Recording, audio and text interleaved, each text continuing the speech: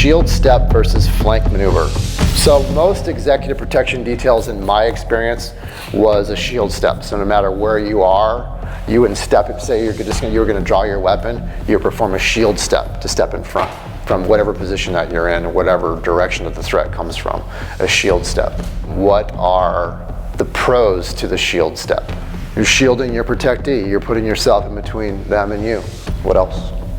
Opportunity to keep some semblance of contact or control over the protectee. Of them, creating a barrier between you and the threat. Yep. You know where they're at, you can feel that, yep. Right? Are they gonna stay there?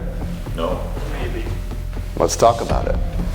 Depends on if you've rehearsed, if that's your plan.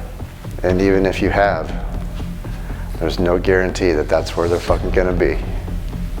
Right? So now you've just stepped in front to create a shield step, and you've put yourself in harm's way, and now where are they? You haven't taken up a dominant tactical position because you wanted to create a defensive barrier for them, and they're no longer there. They might freeze up and shell up, right? That's a common response, but I'm not gonna make that assumption. There's no way for you to accurately know what the fuck they're gonna do. And if I can feel them, am I gonna be able to stay with them? Probably. What's another con? If I step in front of them, is there a chance that they're gonna grab onto me? I'm trying to fight, what are they doing? They're holding on to me. Kids grabbing at your legs, wanting to know, right? Tricky one, isn't it?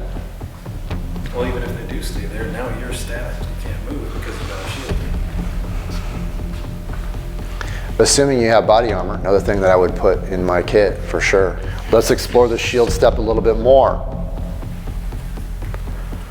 I step in front, I shield step, armed or unarmed. I take hits, I go down, now they got a 2-for-1 fucking deal. Yep. I'm not forcing them to split their attention, am I?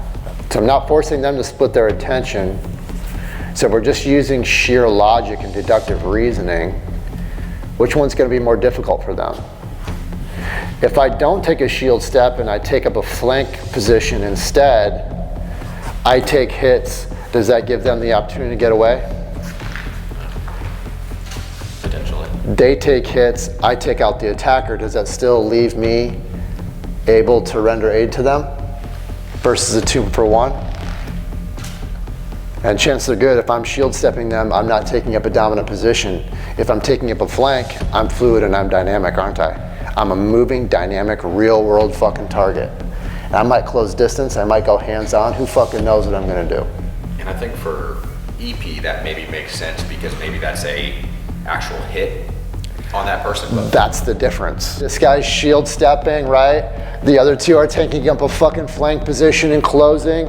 Another guy in back is grabbing him and taking him away and stuffing him into a car. That's a completely different jam, isn't it? But even then, there's no guarantee that person's gonna stay where they're at. So for personal protection, they're going to take whoever the threat is. And if you start to move, they're going to pursue you, gives them time to... Probably. Unconsciously, there's a high enough probability that they're going to lock onto a perceived threat. Yeah. Well, right? And they're going to fixate on you, and that's what you might want, so that they can maneuver, run away, find cover, call for 911, whatever, while you're engaging in the fight. Yeah. So for us, we think that it's more intellectually honest to teach both, because there's a time and a place where you might feel compelled to hit that shield step, and there might be a time and a place where you might feel compelled to take up the flank position. We've started to see specific patterns emerge, having tested this a fair amount. And I'm not going to tell you what those patterns are because I don't want you to have any kind of a bias about what you think you should do or shouldn't do.